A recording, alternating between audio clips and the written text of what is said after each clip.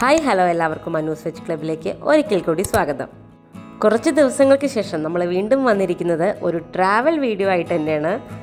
ഇതിനു മുന്നേ നമ്മൾ ചെയ്തിട്ടുള്ള ട്രാവൽ വ്ളോഗ്സ് ആയിട്ടുള്ള കാശ്മീർ സീരീസ്, ദുബായ് സീരീസ്, അതുപോലെ തന്നെ യൂറോപ്പ് സീരീസ് ഇതെല്ലാം നിങ്ങൾ കണ്ടിട്ടുണ്ടെന്ന് വിശ്വസിക്കുന്നു.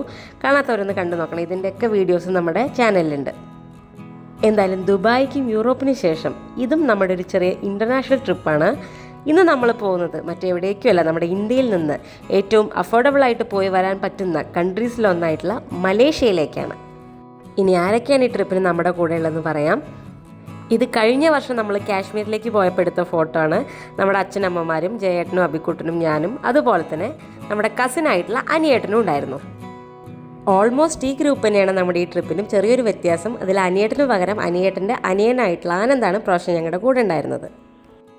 നമ്മൾ പാക്കേജ് ഒന്നും എടുക്കാതെയാണ് പോകുന്നത് കേട്ടോ. നമ്മളായിട്ട് തന്നെ എല്ലാം ബുക്ക് ചെയ്തിട്ടുണ്ട്.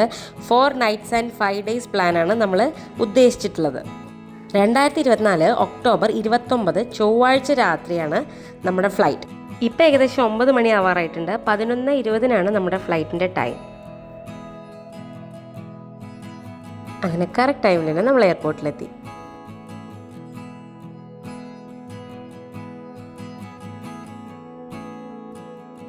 നമ്മളിവിടെ ബോർഡിംഗ് പാസ് എടുത്തുകൊണ്ടിരിക്കുകയാണ്.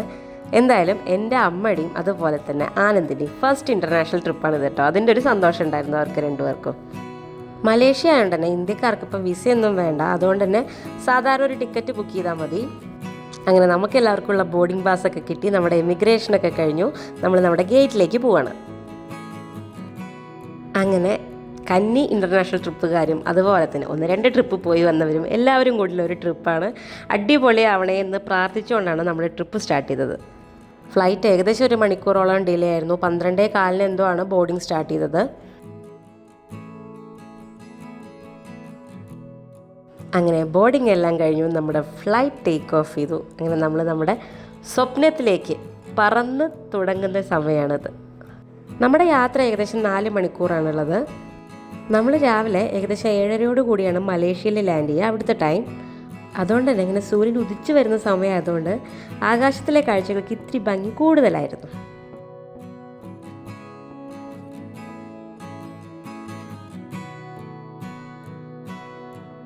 ഒന്ന് 2 മണിക്കൂർ വീതം എല്ലാവരും ഒന്ന് ഉറങ്ങി. ഉറക്കം എണീച്ചിട്ട് ഈ ക്ലൗഡ് ബെഡ് കണ്ട അബിക്കുട്ടൻ്റെ സന്തോഷമാണ് ഈ കാണുന്നത്.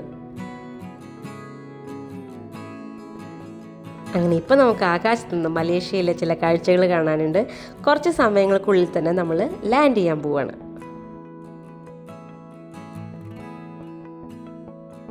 എന്തായാലും നമ്മുടെ വിമാനം മലേഷ്യയുടെ മണ്ണിൽ പറന്നിറങ്ങി.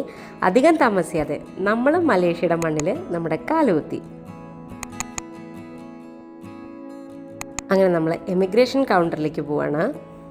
അപ്പോൾ നേരത്തെ പറഞ്ഞ പോലെ തന്നെ ഈ ഡിസംബർ വരെ മലേഷ്യ ഇന്ത്യക്കാർക്ക് വിസ ഫ്രീ ആയതുകൊണ്ട് തന്നെ നമുക്ക് വേറെ കാര്യങ്ങളൊന്നും കൂടുതൽ ചെയ്യാനുണ്ടായിരുന്നില്ല. നമ്മൾ ടിക്കറ്റ് ബുക്ക് ചെയ്തു. അതുമാത്രമല്ല നമ്മുടെ ഹോട്ടൽ ബുക്ക് ചെയ്തതും അങ്ങനെയുള്ള അക്കോമഡേഷൻ്റെ ഡീറ്റെയിൽസ് എല്ലാം നമ്മൾ പ്രിൻ്റ് എടുത്തിട്ടുണ്ടായിരുന്നു.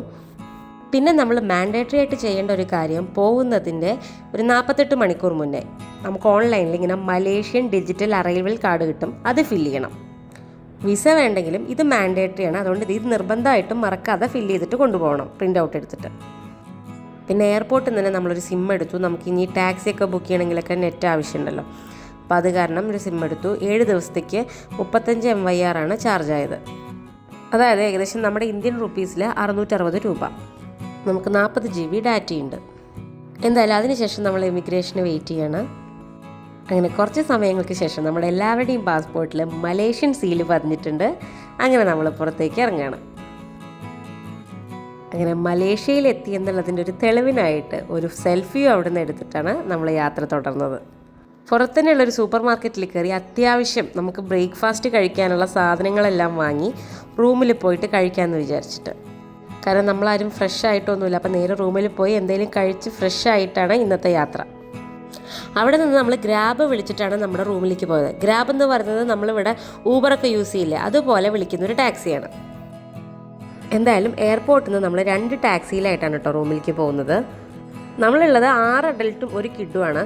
അപ്പോൾ നമ്മൾ ഒരു ടാക്സി വിളിച്ചപ്പോൾ 6 സീറ്റർ 7 സീറ്റർ ടാക്സി വിളിച്ചപ്പോൾ അവർ പറഞ്ഞത് എയർപോർട്ടിൽ നിന്ന് വിളിക്കുമ്പോൾ 4 പേര് പ്ലസ് ലഗേജാണ് അവരൊരു ടാക്സിയിൽ കയറ്റുള്ളൂ പറഞ്ഞു. അങ്ങനെ നമ്മൾ 2 ടാക്സി വിളിച്ചിട്ടാണ് പോകുന്നത്. അത്യാവശ്യം നല്ലോണം ടയേർഡ് ആയതുകൊണ്ട് തന്നെ വണ്ടിയിൽ പോകുമ്പോഴേക്കും കുറേശ്ശെ ഉറങ്ങിയിട്ടുണ്ടായിരുന്നു. ഇങ്ങനെ റോഡിലെ കാഴ്ചകളൊന്നും അധികം കണ്ടില്ല. എയർപോർട്ടിൽ നിന്ന് ഏകദേശം 1 മണിക്കൂറോളം യാത്ര ചെയ്തിട്ടാണ് നമ്മൾ നമ്മുടെ റൂമിലെത്തിയത്. നമ്മൾ എടുത്തിട്ടുള്ളത് Airbnb ആണ് കേട്ടോ. നമ്മൾ യൂറോപ്പിൽ പോയപ്പോഴും അതന്നെ എടുത്തിട്ടുണ്ടായിരുന്നത്. ഇവിടെ ഇങ്ങനെ പൂളും സംഭവങ്ങളൊക്കെ ഉണ്ട്. സെൽഫ് ചെക്ക് ഇൻ ആയിരുന്നു. അപ്പോൾ നമുക്കൊരു പാസ്വേഡ് തന്നിട്ടുണ്ടായിരുന്നു. അത് വെച്ചിട്ടാണ് നമ്മൾ കീ എടുത്തത്. ഇതൊരു ഫ്ലാറ്റാണ്. ഒരു ലിവിങ് റൂം, ഒരു കിച്ചൺ, 3 ബെഡ്റൂം. ഇതാണ് നമ്മൾ എടുത്തിട്ടുണ്ടായിരുന്നത്. ഇനിയുള്ള 2 ദിവസം നമ്മളിവിടെ ആയിരിക്കും.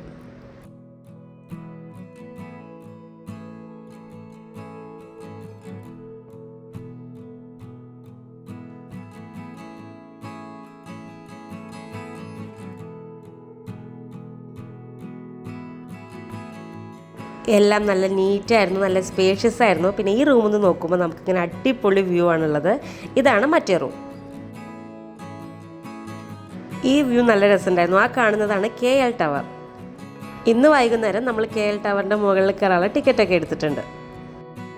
അങ്ങനെ റൂമിലെത്തി ഏകദേശം 1 മണിക്കൂറോളം എല്ലാവരും റെസ്റ്റൊക്കെ എടുത്ത് അതിനുശേഷം ഫ്രഷായി നമ്മൾ ബ്രേക്ക്ഫാസ്റ്റൊക്കെ കഴിച്ചു. അബിക്കുട്ടൻ TV-യിൽ അവൻ്റെ കാർട്ടൂണൊക്കെ വെച്ചുകൊണ്ടിരിക്കുകയായിരുന്നു. ഇവിടെ നമുക്ക് കുറച്ച് സ്നാക്സൊക്കെ വെച്ചിട്ടുണ്ടായിരുന്നു. നമ്മൾ അതൊക്കെ എടുത്ത് കഴിച്ചു. പിന്നെ നമ്മൾ ചിപ്സ് ആണെന്നൊക്കെ വിചാരിച്ച് കഴിക്കുമ്പോൾ ഒന്ന് ശ്രദ്ധിക്കണം. കാരണം ഇവിടെ ഇരിക്കുന്നുണ്ടായിരുന്ന അടുത്ത പാക്കറ്റിലുണ്ടായിരുന്നത് പ്രോൺസ് ചിപ്സാണ്. എന്നാലും നമ്മളൊക്കെ വെജിറ്റേറിയൻസ് ആണ്, അതുകൊണ്ട് ശ്രദ്ധിക്കാതിരുന്നെങ്കിൽ അത് കഴിച്ചേനെ. എന്തായാലും അതിനുശേഷം നമ്മൾ അവിടെ നിന്ന് ഒരു ഗ്രാബ് ബുക്ക് ചെയ്ത് ഇവിടെയുള്ള ബൊട്ടാനിക്കൽ ഗാർഡനിലേക്ക് പോവാണ്. ഇവിടുത്തെ ക്ലൈമറ്റ് ഓൾമോസ്റ്റ് നമ്മുടെ ക്ലൈമറ്റിനോട് സെയിം ആണ് കേട്ടോ. നല്ല ചൂടാണ്. അത് കാരണം നമുക്ക് ക്ലൈമറ്റ് വൈസ് മറ്റൊരു രാജ്യത്ത് എത്തിയെന്ന് തോന്നില്ല. പിന്നെ കാഴ്ചകൾ കാണുമ്പോൾ നമുക്കത് ഫീൽ ചെയ്യുന്നുണ്ടായിരുന്നു.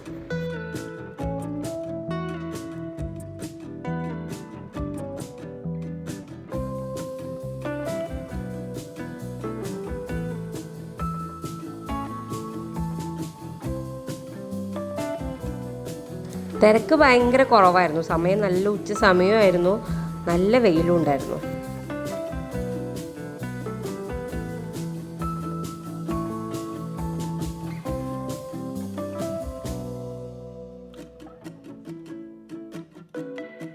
എന്തായാലും ഗൂഗിളിൽ തപ്പിയപ്പോൾ അവിടെ പ്യുവർ വെജ് റെസ്റ്റോറൻറ്റ്സ് കണ്ടുപിടിച്ചു. അങ്ങനെ നമ്മൾ അവിടേക്ക് വന്ന് ഉച്ചയ്ക്ക് നല്ല മീൽസൊക്കെ കഴിച്ചു. അവിടെ നിന്ന് ഏകദേശം 5 മിനിറ്റ് നടക്കാനുള്ള ദൂരം ഉണ്ടായിരുന്നുള്ളൂ മർഡേക്ക സ്ക്വയറിലേക്ക്. ഉച്ച സമയമായതുകൊണ്ട് തന്നെ അത്യാവശ്യം നല്ല ചൂടുണ്ടായിരുന്നു കേട്ടോ. ഓൾമോസ്റ്റ് നമ്മുടെ കേരളത്തിലുള്ള ക്ലൈമറ്റാണ്. എനിക്ക് ചൂട് കുറച്ചുകൂടി കൂടിയതായിട്ടേ തോന്നിയുള്ളൂ അവിടെ പോയപ്പോൾ. ഇതാണ് അവിടെയുള്ള മസ്ജിദ് ജുമൈക്ക ബ്രിഡ്ജ്. ഇനി മർഡേക്ക സ്ക്വയറിനെ കുറിച്ച് പറയുകയാണെങ്കിൽ മർഡേക്ക സ്ക്വയർ എന്ന് പറഞ്ഞാൽ ഇൻഡിപെൻഡൻസ് സ്ക്വയർ എന്നാണ് അർത്ഥം. മലേഷ്യയുടെ ഇൻഡിപെൻഡൻസ് ഡിക്ലെയർ ചെയ്തത് ഈ സ്ക്വയറിൽ വെച്ചിട്ടാണ്. അതുകൊണ്ടാണ് ഇത് ഇൻഡിപെൻഡൻസ് സ്ക്വയർ എന്ന് അറിയപ്പെടുന്നത്. ഇവിടുത്തെ സുപ്രീം കോർട്ട്, മിനിസ്റ്റേഴ്സ് ഓഫീസ് ഇതൊക്കെയാണ് ഇപ്പോൾ അവിടെ സ്ഥിതി ചെയ്യുന്നത്. ഇവിടുത്തെ ബിൽഡിങ്സിനും അതുപോലെ തന്നെ റോഡിനും മൊത്തത്തിലൊരു പ്രത്യേക ഭംഗിയുണ്ടായിരുന്നു. അതിലൂടെ നടന്ന അവിടുത്തെ കാഴ്ചകളൊക്കെ കണ്ടുകൊണ്ടിരിക്കുന്നു. പക്ഷെ നല്ല വെയിലുള്ളതുകൊണ്ട് തന്നെ അത്യാവശ്യം നല്ല ക്ഷീണം തോന്നി കേട്ടോ. കാരണം തലേ ദിവസത്തെ ഉറക്കവും വലിയ രീതിയിൽ ശരിയായിട്ടില്ലല്ലോ. ഇവിടുന്ന് നോക്കുമ്പോൾ ദൂരെയായിട്ട് നമുക്ക് നമ്മുടെ KL ടവർ കാണാനുണ്ട്. ഇതിൻ്റെ മുകളിലേക്ക് നമ്മൾ പോകുന്നുണ്ട്. അതിൻ്റെ ടിക്കറ്റൊക്കെ എടുത്തിട്ടുണ്ട് ഈവനിങ്. പിന്നെ ഈ കെട്ടിടം കണ്ടോ, നമ്മൾ പെട്ടെന്ന് കണ്ടാൽ പൊട്ടിപ്പൊളിഞ്ഞതാ തോന്നും. പക്ഷെ അല്ല കേട്ടോ, അതിൻ്റെ പെയിൻറ്റിംഗ് ആണ് കാണുന്നത്.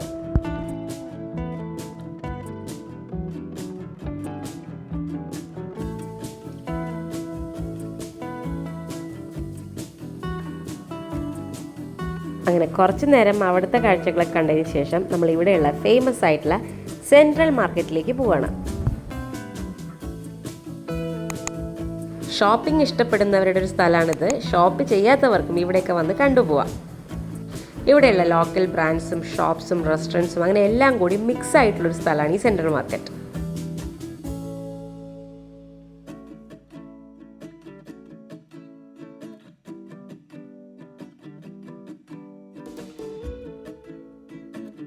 സുവനീർസ്, ഫ്രിഡ്ജ് മാഗ്നറ്റ്സ് അങ്ങനെ ഒരുപാട് സംഭവങ്ങളുണ്ട്. നമ്മൾ തന്നെ നോക്കി നിന്ന് പോകും ഇതിൻ്റെ ഭംഗി കണ്ട. അങ്ങനെ എന്തായാലും അവിടുത്തെ കാഴ്ചകൾക്ക് ശേഷം നമ്മളൊരു ഗ്രാബ് ബുക്ക് ചെയ്തു. എന്നിട്ട് നമ്മൾ നമ്മുടെ അടുത്ത ഡെസ്റ്റിനേഷനിലേക്ക് പോവാണ്. ഇവിടുന്ന് നമ്മുടെ അടുത്ത ഡെസ്റ്റിനേഷനിലേക്ക് ഏകദേശം 3 കിലോമീറ്ററോളാണ് ദൂരമുള്ളത്. ഞാൻ പറഞ്ഞല്ലോ, നമ്മുടെ ഗ്രാബ് എന്ന് പറയുന്നത് നമ്മുടെ അവിടെയുള്ള ഊബർ പോലെയാണ്. ഇതിന് ഏകദേശം 12 RM മുതൽ 18 RMൻ്റെ ഉള്ളിലാണ് റേറ്റ് വരുന്നത്. നമ്മുടെ ഇന്ത്യൻ റുപ്പീസിൽ നോക്കുകയാണെങ്കിൽ ഏകദേശം 300 രൂപ. നമ്മളെടുക്കുന്നത് 7 സീറ്റർ വണ്ടി ആയതുകൊണ്ടാണ് കേട്ടോ. അതല്ലാതെ സാധാരണ 5 സീറ്റർ ക്യാബ്സ് ആണെങ്കിൽ ഇതിലും കുറയും റേറ്റ്. നമ്മളിങ്ങനെ റോഡിലെ കാഴ്ചകളൊക്കെ കണ്ടിട്ടാണ് പോകുന്നത്. ഈ ബിൽഡിംഗ് ഉണ്ടല്ലോ, ഇത് ഉയരത്തിൽ ബുർജ് ഖലീഫയുടെ തൊട്ട് താഴെയുള്ള ബിൽഡിംഗ് ആണ്. അതായത് ഉയരം കൂടിയ ലോകത്തിലെ 2ാമത്തെ ബിൽഡിംഗ് എന്നാണ് അറിയാൻ സാധിച്ചത്.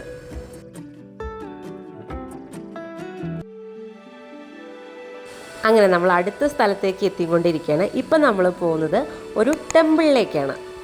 ക്വാലലംപൂരിലുള്ള ഒരു ബുദ്ധിസ്റ്റ് ടെമ്പിളായിട്ടുള്ള തിയാൻ ഹു ടെമ്പിൾ. അങ്ങനെ അവിടെ എത്തിയതിന് ശേഷം അവിടെയുള്ള കാഴ്ചകൾ കണ്ടുകൊണ്ട് നമ്മൾ ക്ഷേത്രത്തിലേക്ക് നടക്കുകയാണ്.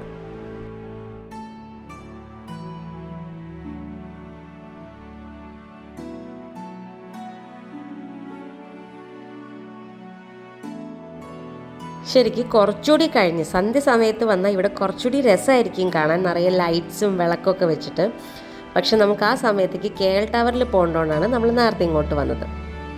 ഇവിടെ വരുന്നവർക്കൊക്കെ ഇങ്ങനൊരു സംഭവം ഉണ്ടായിരുന്നു കേട്ടോ. ഇന്നൊരു സ്റ്റിക്ക് എടുക്കുക, അതിൽ ഏത് നമ്പറാണോ കാണുന്നത് ആ നമ്പറിൽ നോക്കുമ്പോൾ നമുക്കുള്ള എന്താ പറയുക ദൈവവചനം എന്നൊക്കെ പറയില്ലേ, അതുപോലത്തെ ഒരു സംഭവം ഉണ്ടാവും, നമുക്കുള്ളൊരു മെസ്സേജ് പോലെ. അപ്പം അങ്ങനെ നമ്മളും നമ്മുടെ നമ്പർ നോക്കി അതിലെന്താണ് നമ്മളോട് പറയുന്നത് നോക്കുമായിരുന്നു. എനിക്ക് ഇങ്ങനത്തെ കാര്യങ്ങളൊക്കെ ഭയങ്കര ഇഷ്ടമാണ് കേട്ടോ ചെയ്യാൻ. ഇതിൽ നോക്കിയപ്പോൾ വന്നതും നമുക്ക് സത്യം പറഞ്ഞാൽ നമുക്ക് റിലേറ്റ് ചെയ്യാൻ പറ്റുന്ന രീതിയിലുള്ളൊരു മെസ്സേജ് ആയിരുന്നു അതിലുണ്ടായിരുന്നത്. എന്തായാലും അതിനുശേഷം നമ്മൾ ടെമ്പിളിൻ്റെ ഉള്ളിൽ കയറി. അവിടുത്തെ കാഴ്ചകൾ അതിമനോഹരം തന്നെയായിരുന്നു. ഒരു പ്രത്യേക ഫീലായിരുന്നു. നമ്മുടെ അമ്പലം പോലെയല്ല, പക്ഷേ ഇതിന് അതിൻ്റേതായിട്ടുള്ളൊരു ഭംഗിയും ഒരു ഐശ്വര്യവും ഒക്കെ ഉണ്ടായിരുന്നു.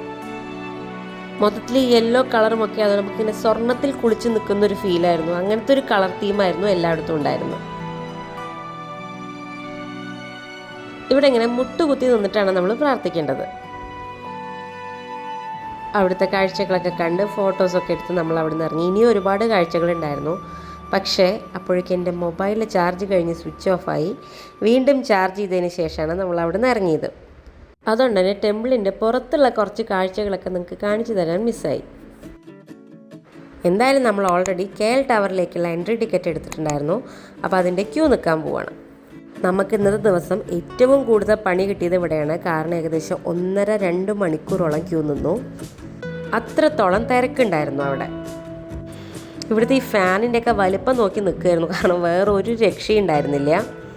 പിന്നെ അന്നത്തെ ദിവസം അവിടെ എന്തോ സ്പെഷ്യൽ പ്രോഗ്രാം ഉള്ളതുകൊണ്ട് ഒരു ലിഫ്റ്റ് അതിന് മാത്രമായിട്ട് വെച്ചിരിക്കുകയായിരുന്നു. അത് കാരണമാണ് ഇത്രയും തിരക്കെന്നാണ് അവിടെയുള്ള സ്റ്റാഫ് നമ്മളോട് പറഞ്ഞത്. KL ടവറിൻ്റെ മുകളിൽ കയറിയിട്ട് സൺസെറ്റ് കാണണം എന്നായിരുന്നു നമ്മുടെ ഒരു പ്ലാൻ.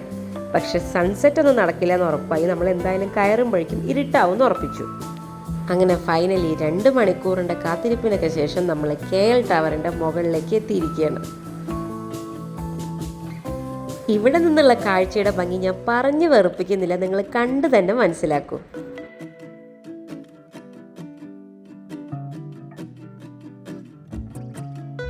ശരിക്കും വർണ്ണശബളമായിട്ടുള്ള ലോകം തന്നെ വേണം പറയാൻ.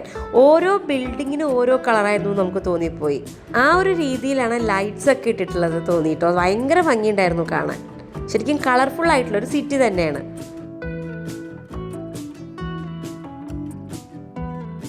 എന്തായാലും അവിടെ കുറേ സമയം സ്പെൻഡ് ചെയ്തതിന് ശേഷം നമ്മൾ അവിടെ നിന്ന് ഇറങ്ങി. എല്ലാവർക്കും നന്നായിട്ട് വിശക്കുണ്ടായിരുന്നു. നമ്മൾ നേരെ ഹോട്ടലിൽ പോയി നമ്മുടെ ഫുഡൊക്കെ കഴിച്ച് നമ്മൾ നമ്മുടെ റൂമിലെത്തി. നമ്മുടെ റൂമിൽ നിന്ന് നോക്കുന്ന കാഴ്ച അതിമനോഹരമായിരുന്നു. KL ടവർ ഇവിടുന്ന് കാണാൻ കേട്ടോ. നമ്മൾ അവിടെയാണ് കയറി നിൽക്കുന്നുണ്ടായിരുന്നത്. രാത്രി ഉറങ്ങിപ്പോയതുപോലും അറിഞ്ഞില്ല, അത്രയും ടയേർഡായിരുന്നു എല്ലാവരും. എന്തായാലും പിറ്റേ ദിവസം രാവിലെ നമ്മൾ എണീച്ചു. നമ്മുടെ റൂമിൽ നിന്നുള്ള രാവിലത്തെ കാഴ്ചയാണിത്. ഏകദേശം 7-8 മണിയോടുകൂടി റൂമിൽ നിന്ന് ഇറങ്ങാനാണ് നമ്മുടെ പ്ലാൻ. ഇന്ന് നമ്മൾ ആദ്യം പോകുന്നത് ബാട്ടു കേവ്സിലേക്കാണ്. ഇവിടെ നോക്കുമ്പോൾ നമുക്ക് ആ മോണോറയിൽ പോകുന്നത് കാണാം കേട്ടോ. നമ്മളതിൽ ഒരു പ്രാവശ്യമെങ്കിലും കയറണമെന്ന് വിചാരിച്ചതാണ്, പക്ഷേ നമുക്ക് അധികം സമയമില്ലാത്തതുകൊണ്ട് തന്നെ കയറാൻ സാധിച്ചില്ല. ഇന്നലെ നമ്മൾ കൊലാലംപൂർ ടൗണിൽ കടന്നിട്ടാണ് കറങ്ങി വെച്ചാൽ ഇന്ന് നമുക്ക് ബാട്ടു കേവ്സിനൊക്കെ കുറച്ച് ദൂരം പോകണം. ഇവിടുന്ന് ഏകദേശം 12-13 കിലോമീറ്റർ ഉണ്ട്. അവിടുന്ന് നമ്മൾ പോകുന്നത് ഗെൻഡിങ് ഹൈലാൻഡിലേക്കാണ്. അവിടേക്ക് പിന്നെയും ദൂരമുണ്ട്. അതുകൊണ്ട് തന്നെ കഴിഞ്ഞ ദിവസത്തെ നമ്മളോട് ഒരു ഗ്രാബ് ഡ്രൈവർ വന്നിട്ടുണ്ടായിരുന്നു. അയാൾ നമ്മളോട് പറഞ്ഞു ഇന്നത്തെ ദിവസം ഫുൾ നമ്മളെ ആൾ കറക്കാമെന്ന്. അപ്പോൾ നമ്മൾ ഗ്രാബ് വിളിച്ച് പോകുമ്പോൾ കൊടുക്കുന്ന അതേ കാശ് കൊടുത്താൽ മതി എന്നും പറഞ്ഞു. അത് കാരണം നമുക്ക് സൗകര്യമായി, വേറെ വണ്ടി കാത്തു നിൽക്കേണ്ട അവസ്ഥയൊന്നും വന്നില്ല. ഇവിടുത്തെ റോഡിൽ അങ്ങനെ ഒരുപാട് ട്രാഫിക്കും ബഹളമൊന്നും തോന്നിയില്ല കേട്ടോ. നമുക്ക് നല്ല സുഖമായിട്ട് ഡ്രൈവ് ചെയ്ത് പോകാൻ പറ്റുന്ന രീതിയിലായിരുന്നു എല്ലാം ഉണ്ടായിരുന്നത്.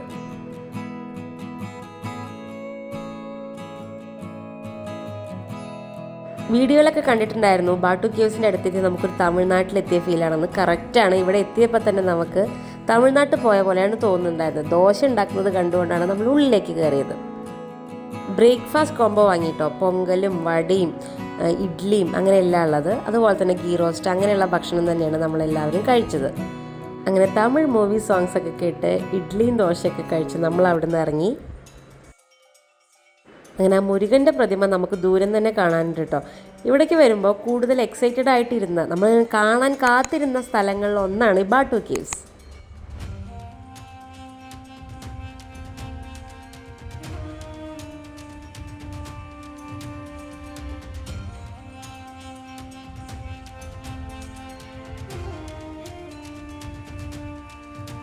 നമ്മൾ ഏകദേശം 9 മണി 9:30 കൂടിയാണ് ഇവിടെ എത്തിയത്. ഒന്നെങ്കിൽ നമ്മൾ നേരത്തെ വരാൻ നോക്കുക, അല്ലെങ്കിൽ വൈകിട്ട് വന്നാൽ മതി. ഇല്ലെങ്കിൽ നല്ല വെയിലായിരിക്കും കേട്ടോ ഇവിടെ. രാവിലെ 7 മണി മുതൽ വൈകിട്ട് 9 മണി വരെയാണ് ഇവിടെയുള്ള സമയം. കുറേ പ്രാവുണ്ടായിരുന്നു ഇവിടെ. ആൾക്കാരൊക്കെ അതിന് തീറ്റയൊക്കെ കൊടുത്തുകൊണ്ടിരിക്കുന്നുണ്ടായിരുന്നു. ഈ ബാത്തു എന്ന് പറഞ്ഞു കഴിഞ്ഞാൽ ഇവിടെയുള്ള മലായ് ഭാഷയിൽ റോക്ക് എന്നാണ് അർത്ഥം. അതുകൊണ്ടാണ് ഇത് ബാത്തു കേവ്സ് എന്നറിയപ്പെടുന്നത്. ലൈം സ്റ്റോൺ കൊണ്ട് ഉണ്ടായിട്ടുള്ള ഒരു കേവാണിത്. വലിയ മുരുകൻ്റെ ഈ പ്രതിമയും അതുപോലെ തന്നെ അവിടെ കാണുന്ന ഈ കളർഫുൾ ആയിട്ടുള്ള സ്റ്റെപ്സുമാണ് ഇതിൻ്റെ മെയിൻ അട്രാക്ഷൻ. ഇവിടേക്ക് കയറി ചെല്ലുമ്പോൾ തന്നെ നമുക്ക് തമിഴ്നാട്ടിലുള്ള ഏതോ ഒരു അമ്പലത്തിലൊക്കെ എത്തിയ ഫീലായിരുന്നു ഉണ്ടായിരുന്നത്. ഇവിടേക്ക് കയറുന്നവർ ഇതൊക്കെ ശ്രദ്ധിക്കണം. ഡ്രസ് കോഡൊക്കെ ഉണ്ട് കേട്ടോ. അതായത് ഷോർട്ട്സോ അതുപോലെ സ്ലീവ്ലെസ് ഡ്രസ്സൊന്നും ഇട്ടിട്ട് കയറാൻ പാടില്ല. ഇത് പിന്നെ ഒരു മുരുകൻ്റെ അമ്പലമാണെങ്കിൽ കൂടി ടൂറിസ്റ്റ് ഫ്രണ്ട്ലി ആയിട്ടുള്ളൊരു സ്ഥലമാണ്. അതുകൊണ്ട് തന്നെ ഏത് കമ്മ്യൂണിറ്റിയിലുള്ള ആൾക്കാർക്കും ഇവിടേക്ക് വേണമെങ്കിൽ വരാം. താഴെ നിന്ന് മുകളിലെത്താൻ ഏകദേശം 272 സ്റ്റെപ്സ് ആണുള്ളത്.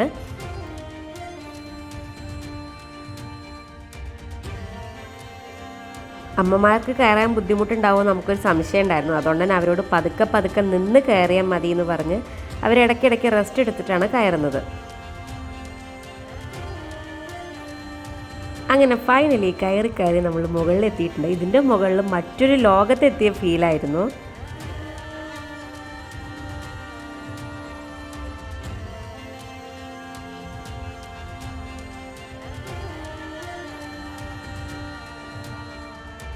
വലിയൊരു ഗുഹയായിരുന്നു. അതിൻ്റെ മുകളിൽ നിന്ന് ഇങ്ങനെ ഒറ്റി വെള്ളം വീഴുന്നുണ്ടായിരുന്നു. ഇതിൻ്റെ ഉള്ളിൽ വിശാലമായിട്ടുള്ള ഗുഹയാണ് കേട്ടോ. സൈഡിലായിട്ട് ഷോപ്സൊക്കെ ഉണ്ട്, നമുക്ക് പൂജാ സാധനങ്ങളും അതുപോലെയുള്ളതൊക്കെ വാങ്ങാൻ. അതുപോലെ തന്നെ ഇതിൻ്റെ ഉള്ളിൽ അമ്പലമുണ്ട്. മുരുകൻ്റെ പ്രതിഷ്ഠയും അവിടെ പൂജകളും ഒക്കെ ഉണ്ട്. ഇവിടെ ഇങ്ങനെ മുകളിലേക്കൊക്കെ നോക്കുമ്പോൾ ഒരു ഗുണ കേവിൻ്റെ ഫീലും തോന്നി.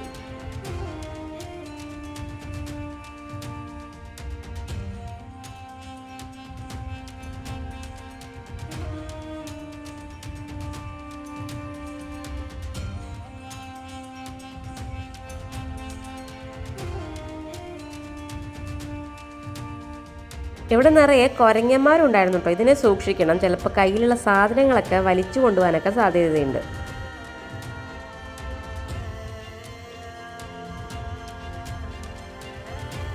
അവിടെ ഉള്ളവർ പലരും കുരങ്ങിന് എന്തൊക്കെയോ കഴിക്കാൻ കൊടുക്കുന്നുണ്ടായിരുന്നു. അപ്പോൾ അബിക്കുട്ടന് എന്തൊക്കെയോ കൊടുക്കണം എന്നിട്ട് നമ്മുടെ കയ്യിലാകേണ്ടായിരുന്നത് കടല മിഠായിയാണ്. അത് കൊടുത്തു നോക്കുകയാണ്. അതൊരു കുരങ്ങൻ കഴിക്കുകയും ചെയ്തു. അതിൻ്റെ സന്തോഷമാണ് ഈ കാണുന്നത്.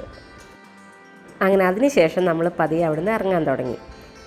272 സ്റ്റെപ്സ് കയറുന്ന അത്രയ്ക്ക് ബുദ്ധിമുട്ടില്ല ഇറങ്ങാൻ. അത് കാരണം ഇത്തിരി സമാധാനമായിട്ടാണ് എല്ലാവരും ഇറങ്ങിയത്. നമ്മൾ കയറി വന്നപ്പോൾ ഉള്ളതിനേക്കാളും കൂടുതൽ കുരങ്ങന്മാരെ ഇറങ്ങി പോകുമ്പോൾ ഉണ്ടായിരുന്നു. എന്തായാലും അങ്ങനെ നമ്മൾ താഴെ എത്തി കുറേ ഫോട്ടോസും എടുത്തു.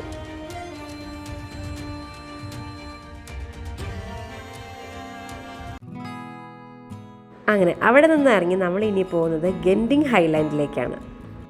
അവിടേക്ക് പോകുന്ന വഴിയാണിത്. ഇത് ഏകദേശം ഒരു ഹിൽ സ്റ്റേഷൻ പോലെയുള്ളൊരു സ്ഥലമാണ്. അവിടെ എത്തിയാൽ ഇവിടത്തേക്കാളും കുറച്ചുകൂടി തണുപ്പൊക്കെ ഉണ്ടാവുമെന്ന് പറയുന്നുണ്ടായിരുന്നു. അതുപോലെ തന്നെ പോകുന്ന വഴിയായാലും നിറയെ ഗ്രീനറി നിറഞ്ഞിട്ടുള്ള റോഡായിരുന്നു. നമ്മുടെ ഇവിടേക്കുള്ള ഒരു നാട്ടും പ്രദേശം പോലെ തോന്നി. മലേഷ്യയിൽ വന്നിട്ട് എവിടെയും അധികം ട്രാഫിക് കണ്ടിട്ടില്ല എന്നുള്ളത് ഭയങ്കര അത്ഭുതകരമായിട്ട് തോന്നി. അത്രയും ടൂറിസ്റ്റുകൾ വരുന്ന സ്ഥലമാണ്, പക്ഷെ നമുക്ക് എവിടെയും വലിയ ട്രാഫിക് ഫീൽ ചെയ്തില്ല. എന്തായാലും ഇവിടെ നിന്നാണ് നമുക്ക് ഗെൻഡിങ് ഹൈലാൻഡിലേക്കുള്ള കേബിൾ കാറിൽ പോകാൻ പറ്റുക. നമ്മൾ ടിക്കറ്റ് ഓൾറെഡി ഓൺലൈനിൽ എടുത്തിട്ടുണ്ടായിരുന്നു. അങ്ങനെ നമ്മളിവിടെ ഇറങ്ങുകയാണ്. ഇനി നമ്മൾ ക്യൂ നിൽക്കണം. ഇവിടെ ചിലപ്പോൾ തിരക്കുണ്ടാവുമെന്ന് എല്ലാവരും പറയുന്നുണ്ടായിരുന്നു. KL ടവറിലുള്ള പോലെ ഇവിടെ ഒരുപാട് ക്യൂ ഉണ്ടെങ്കിൽ എന്ത് ചെയ്യും എന്നുള്ളൊരു ടെൻഷനിലാണ് നമ്മൾ പോകുന്നുണ്ടായിരുന്നത്.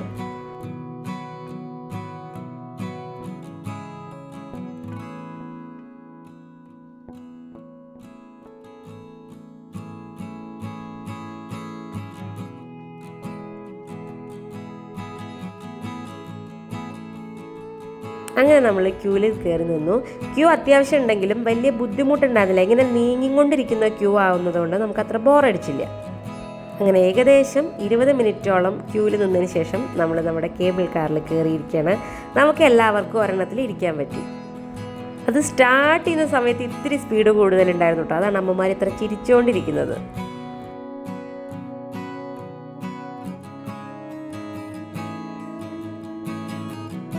നമ്മളിങ്ങനെ നല്ല ഉയരത്തിലേക്കാണ് പോകുന്നത്. നമുക്കത് പോകുമ്പോൾ തന്നെ ഫീൽ ചെയ്യുന്നുണ്ടായിരുന്നു. അപ്പോൾ എന്താ ഗെന്നിങ് ഹൈലാൻഡ് എന്ന് പറഞ്ഞില്ല, അതായത് കാസിനോയും ഹോട്ടലും റിസോർട്ട്സും ഒരുപാട് ഷോപ്പിംഗ് ഡെസ്റ്റിനേഷൻസും ഇൻഡോർ തീം പാർക്കും ഒക്കെയുള്ള ഒരു സ്ഥലമാണ് ഗെന്നിങ് ഹൈലാൻഡ്. വേണമെങ്കിൽ നമുക്കതിനെ മലമുകളിൽ സ്ഥിതി ചെയ്യുന്ന ഒരു വിസ്മയ ലോകം എന്ന് പറയാം. അവിടേക്കുള്ള യാത്രയാണിത്. ഇതുകൊണ്ടില്ല, ഏകദേശം ഇത്രയും മുകളിലോട്ടാണ് നമ്മളിപ്പോൾ എത്തിയിട്ടുള്ളത് കേട്ടോ. ഇനിയും നമുക്ക് മുകളിലേക്ക് പോകണം. അപ്പോൾ അവിടേക്ക് എത്തുന്നതിന് മുന്നേ ഒരു ഫ്രീ സ്റ്റോപ്പ് ഉണ്ട്. ചിങ് സ്വീ സ്റ്റേഷൻ എന്നാണ് പറയുന്നത്. ഇവിടെ ഒരു ചിങ് സ്വീ ടെമ്പിൾ ഉണ്ട്. ആ ടെമ്പിളിലേക്ക് പോകണം എന്നുള്ളവർ മാത്രം ഇവിടെ ഇറങ്ങിയാൽ മതി. നമുക്ക് പോകണം എന്നുണ്ടായിരുന്നു, അതുകൊണ്ട് നമ്മൾ അവിടെ ഇറങ്ങി. അവിടെ ഇറങ്ങിയിട്ട് അവിടുന്ന് ഈ ടെമ്പിളിലേക്ക് ഒരു ഷട്ടിൽ സർവീസ് ഉണ്ട്. ഏകദേശം ഒരു 10-15 മിനിറ്റോളം ക്യൂ നിൽക്കണം. അവിടേക്ക് ശരിക്കൊരു ലിഫ്റ്റ് ഉണ്ടായിരുന്നു, പക്ഷെ അതെന്തോ സർവീസ് ആയതുകൊണ്ടാണ് ഇപ്പം ഇങ്ങനെയൊരു ഷട്ടിൽ സർവീസ്. അങ്ങനെ ഏകദേശം ഒരു 5 മിനിറ്റിൻ്റെ ഡ്രൈവിന് ശേഷം നമ്മൾ അവിടെ നമ്മുടെ ഡെസ്റ്റിനേഷനിലെത്തി. അപ്പോൾ ഈ ഗെൻഡിങ് ഹൈലാൻഡിലുള്ള ഒരു ബുദ്ധസ്റ്റ് ടെമ്പിളാണ് ഈ ചിങ് സ്വീ ടെമ്പിൾ. ചില ആൾക്കാർ ഗെൻഡിങ് ഹൈലാൻഡ് എന്നും ചില ആൾക്കാർ ജെൻഡിങ് ഹൈലാൻഡ് എന്നും പറയുന്നുണ്ട് കേട്ടോ. സത്യത്തിൽ എന്താ പറയുന്നത് എനിക്കൊരു കൺഫ്യൂഷൻ ഉണ്ട്, അതുകൊണ്ടാണ് ഇടയ്ക്ക് ഇങ്ങനെ മാറി മാറി പറയുന്നത്.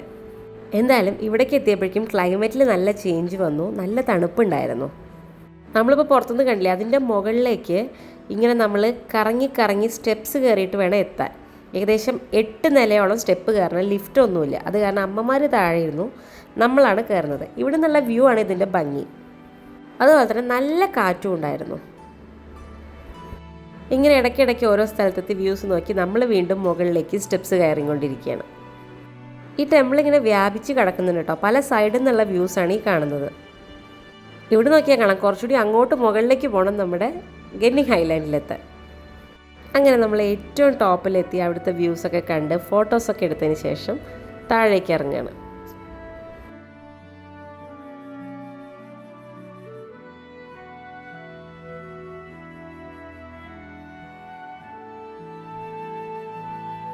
ഒരു ടെമ്പിൾ എന്നതിലുപരി ഇത് ശരിക്കും ഭയങ്കര മനോഹരമായിട്ടുള്ളൊരു സ്ഥലമാണ്. ഇവിടെയുള്ളവരുടെ പ്രധാനമായിട്ടുള്ള വിശ്വാസമാണ് ഇവർ ചന്ദനത്തിരി ഇങ്ങനെ കത്തിച്ച് വെക്കുന്നത്.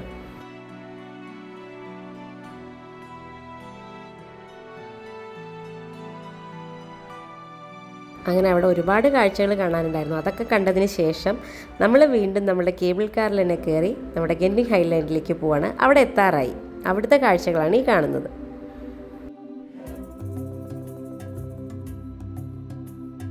അങ്ങനെ അവിടെ എത്തി. ഇത് മറ്റൊരു ലോകമാണ്. ഇവിടെ ഫ്രീ ആയിട്ട് എല്ലാവർക്കും കാണുന്ന രീതിയിൽ ലേസർ ഷോസ് ഉണ്ടായിരുന്നു ഓരോ മണിക്കൂർ കൂടുമ്പോൾ. പക്ഷെ നമ്മളെത്തിയ സമയത്ത് അതെന്തോ മെയിൻ്റനൻസ് ആയിരുന്നു, അതുകൊണ്ട് തന്നെ അത് മിസ്സായി. അങ്ങനെ നമ്മൾ അവിടെയുള്ള ഓരോ കാഴ്ചകൾ കണ്ടിങ്ങനെ നടക്കുകയാണ്. ഇവിടെ ഒരു കാസിനോ ഉണ്ട്. നമ്മൾ ഇതുവരെ ഒരു കാസിനോയുടെ ഉള്ളിൽ കയറിയിട്ടില്ല. അപ്പം അവിടേക്ക് കയറാൻ പോവാണ് ഇനി.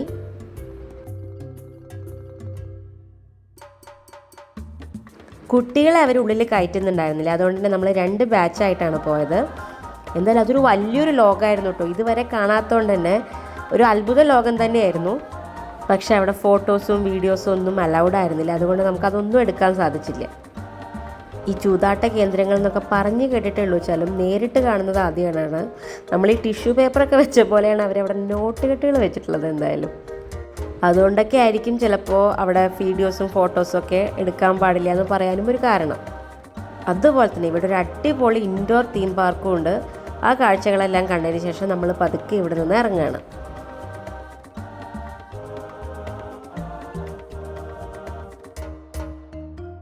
നമുക്ക് സമയത്തിൻ്റെ ഒരു പരിമിതി ഉണ്ടായിരുന്നു. ഇന്ന് വേണം പെട്രോണാസ് ട്വിൻ ടവർ കാണാൻ. ഇന്നുകൂടി കണ്ടിട്ടില്ലെങ്കിൽ നമുക്ക് പിന്നെ നാളെ പറ്റില്ല. അത് കാരണം അവിടേക്കാണ് ഇനി അടുത്തത് പോകുന്നത്. നല്ല മഴക്കാറും കോടമഞ്ഞും ഒക്കെ ഉണ്ടായിരുന്നു തിരിച്ചു പോകുന്ന വഴി. നമ്മൾ നേരത്തെ പോയ ചിങ് സ്വീ ടെമ്പിളും ബാക്ക്ഗ്രൗണ്ടിൽ കാണാം. കേബിൾ കാറിലുള്ള നമ്മുടെ ഫോട്ടോ ഒക്കെ അവർ എടുത്തിട്ടുണ്ടായിരുന്നു. എത്രയോ അറം പറഞ്ഞു കേട്ടോ അത് കൊടുത്താൽ വാങ്ങാമെന്ന്. പക്ഷെ അവർ ഇതിൻ്റെ ഫോട്ടോ എടുക്കാൻ സമ്മതിച്ചില്ല. അപ്പോഴേക്കും പിന്നെ നമ്മൾ ഇറങ്ങി. അത്യാവശ്യം നല്ല റേറ്റ് ഉണ്ടായിരുന്നു, അതൊന്നും വാങ്ങാൻ നിന്നില്ല. അങ്ങനെ പുറത്തിറങ്ങി നമ്മൾ ടാക്സിയിൽ കയറി. അടുത്തത് നമ്മൾ പോകുന്നത് ഇങ്ങനൊരു ബ്രിഡ്ജിലേക്കാണ്. ഇതിനെയാണ് പറയുക സെലോമ ബ്രിഡ്ജ്. ഇവിടേക്കാണ് നമ്മൾ പോകുന്നത്. ഇതൊരു സാധാരണ ബ്രിഡ്ജാണ്, പക്ഷേ ഭയങ്കര അട്രാക്റ്റീവായിട്ടാണ് ഉണ്ടാക്കിയിട്ടുള്ളത്. രാത്രി നല്ല ലൈറ്റ്സൊക്കെ ഇട്ട് ഭയങ്കര അടിപൊളിയാണ് ഫോട്ടോസൊക്കെ എടുക്കാൻ. അപ്പോൾ അങ്ങോട്ടാണ് നമ്മൾ ആദ്യം പോകുന്നത്.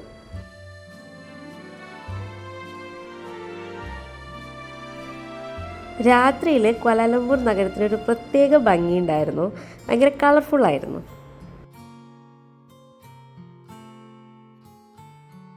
അങ്ങനെ നമ്മൾ അവിടെ ഇറങ്ങി ബ്രിഡ്ജിലേക്ക് നടക്കുകയാണ്. പോകുന്ന വഴിയിൽ ഇവിടെയുള്ളൊരു സെമിത്തേരിയാണ് ഈ കാണുന്നത് കേട്ടോ.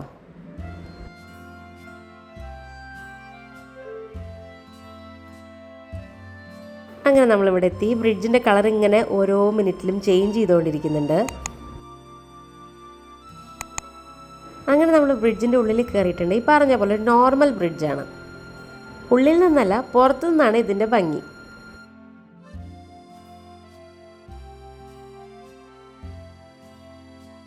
ഇവിടെ നോക്കിയാൽ നമുക്ക് ലോകത്തിൽ തന്നെ ഏറ്റവും വലിയ ട്വിൻ ടവർ ആയിട്ടുള്ള പെട്രോണാസ് ട്വിൻ ടവർ കാണാം. അടുത്ത് നമ്മൾ അങ്ങോട്ടാണ് പോകുന്നത്. ദുബായിക്ക് പോകുന്നവർ ബുർജ് ഖലീഫ കാണാതെ പോകാറില്ല പറഞ്ഞ പോലെ തന്നെ മലേഷ്യക്ക് വരുന്നവർ പെട്രോണാസ് ട്വിൻ ടവറിൻ്റെ അടുത്ത് വന്ന് 2 ഫോട്ടോസ് എടുക്കാതെ പോകാറില്ല. അതുപോലെ തന്നെ ദിവാലി സമയം ആയതുകൊണ്ട് തന്നെ ഇവിടെയുള്ള മോൾസൊക്കെ അതിനനുസരിച്ച് ഡെക്കറേറ്റ് ഒക്കെ ചെയ്തിട്ടുണ്ടായിരുന്നു. ദുബായിലുള്ള പോലെ തന്നെ ഓരോ മണിക്കൂർ കൂടുമ്പോൾ പെട്രോണാസ് ട്വിൻ ടവറിൻ്റെ അവിടെയും ഇതുപോലെ ലൈറ്റ് ആൻഡ് സൗണ്ട് ഷോ ഒക്കെ ഉണ്ടായിരുന്നു. ദിവാലി സ്പെഷ്യൽ സോങ്സ് ഒക്കെ ആയിരുന്നു. ഒരു നിമിഷത്തേക്കെങ്കിലും നമ്മളിപ്പോൾ ഇന്ത്യയിൽ തന്നെയാണോ നമുക്ക് തോന്നിപ്പോവും.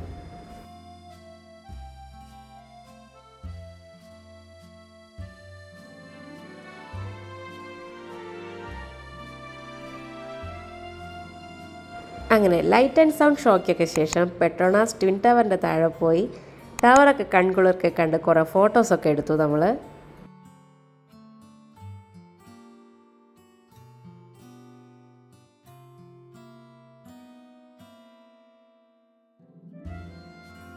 പിന്നെ നമ്മൾ പോയി ഭക്ഷണമൊക്കെ കഴിച്ചു കേട്ടോ. എന്നിട്ട് അച്ഛനമ്മമാരെയൊക്കെ റൂമിലാക്കി നമ്മൾ മാത്രം ഒന്ന് പുറത്തേക്ക് ഇറങ്ങി. കാരണം അവരൊക്കെ ഓൾറെഡി ടയേർഡായിരുന്നു. ഇപ്പോഴേക്ക് സമയം ഏകദേശം 11 മണി കഴിഞ്ഞിട്ടുണ്ടായിരുന്നു. നമ്മുടെ ഉദ്ദേശം ഇവിടുത്തെ ഫേമസ് ആയിട്ടുള്ള ഫുഡ് സ്ട്രീറ്റ് ആയിട്ടുള്ള ബുക്കിറ്റ് ബിങ്താങ്ങിലേക്ക് പോകാമെന്നുള്ളതായിരുന്നു. ഇവിടെ സ്ട്രീറ്റ് ബസ്കിങ് ഒരുപാട് നടക്കുന്നുണ്ട്, അതുകൊണ്ട് തന്നെ പോകുന്ന വഴിക്ക് നിറയെ ഉണ്ടായിരുന്നു.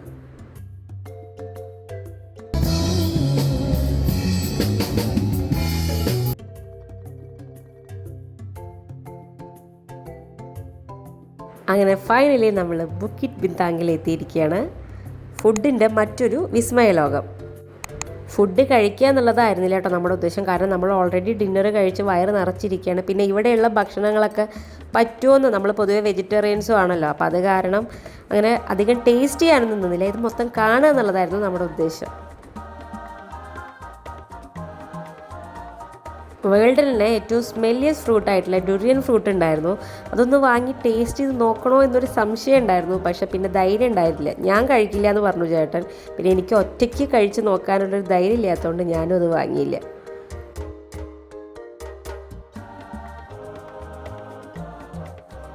ഇത് മലായുടെ ഒരു സ്റ്റീം റൈസ് കേക്കാണ് കേട്ടോ. പുട്ടെന്ന് അവിടെ തന്നെ എഴുതി വെച്ചിട്ടുണ്ട്. കാണാനും നമ്മുടെ പുട്ട് പോലെ തന്നെ ഉണ്ടായിരുന്നു.